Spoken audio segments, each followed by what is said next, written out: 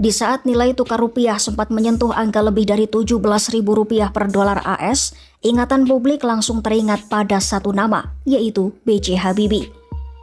Presiden ketiga Republik Indonesia itu pernah menghadapi situasi yang bahkan lebih gawat saat krisis 1998. Waktu itu, dolar Amerika sempat melonjak sampai Rp17.000. Ekonomi kacau, banyak bank tumbang, harga-harga melambung tinggi, dan kepercayaan publik terhadap pemerintah nyaris hilang. Tapi, yang bikin banyak orang masih kagum sampai sekarang, dalam waktu sekitar 17 bulan saja, B.J. Habibie berhasil membawa rupiah menguat drastis hingga berada di kisaran Rp6.500 per dolar AS.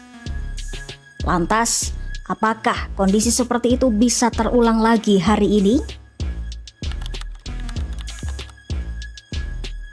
B.J. Habibie resmi menjadi Presiden Republik Indonesia pada Mei 1998 setelah Presiden Soeharto mundur di tengah gelombang krisis ekonomi dan demonstrasi besar-besaran. Saat itu, situasi ekonomi Indonesia memang sedang berada di titik kritis. Nilai tukar rupiah jatuh tajam, inflasi melonjak tinggi, dan kepercayaan investor terhadap Indonesia menurun drastis. Yang menarik, Habibie sebenarnya bukan ekonom. Ia dikenal sebagai insinyur dan ahli pesawat terbang. Tapi, justru pendekatan ilmiah itulah yang sering dipakai untuk menghadapi krisis.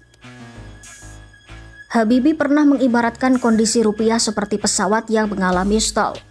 Dalam dunia penerbangan, stall adalah kondisi ketika pesawat kehilangan daya angkat dan bisa jatuh kalau tidak segera dikendalikan. Menurut Habibie, langkah pertama bukan langsung membuat pesawat terbang tinggi lagi, tapi menstabilkannya dulu supaya tidak jatuh lebih parah. Logika itulah yang kemudian dipakai untuk menyelamatkan rupiah. Ada beberapa langkah penting yang diambil B.J. Habibie saat itu. Salah satu yang paling besar adalah membuat Bank Indonesia lebih independen atau lebih bebas dari campur tangan pemerintah. Tujuannya, supaya Bank Sentral bisa fokus menjaga stabilitas ekonomi tanpa tekanan politik. Selain itu, pemerintah juga melakukan restrukturisasi besar-besaran terhadap sektor perbankan. Banyak bank bermasalah digabung atau diperbaiki sistemnya. Habibie juga mulai membuka komunikasi yang lebih transparan kepada publik dan investor. Perlahan, kepercayaan pasar mulai kembali tumbuh. Hasilnya cukup mengejutkan. Rupiah yang sempat berada di titik terburuk perlahan menguat hingga stabil di kisaran Rp6.500 per dolar AS. Bukan cuma itu, inflasi yang sebelumnya sempat mencapai sekitar 78% juga berhasil ditekan drastis menjadi sekitar 2%.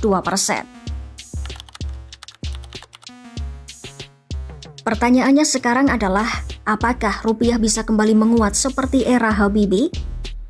Dosen Fakultas Ekonomi dan Bisnis Universitas Gadjah Mada Edi Jurnasin mengatakan peluang rupiah untuk menguat sebenarnya tetap ada.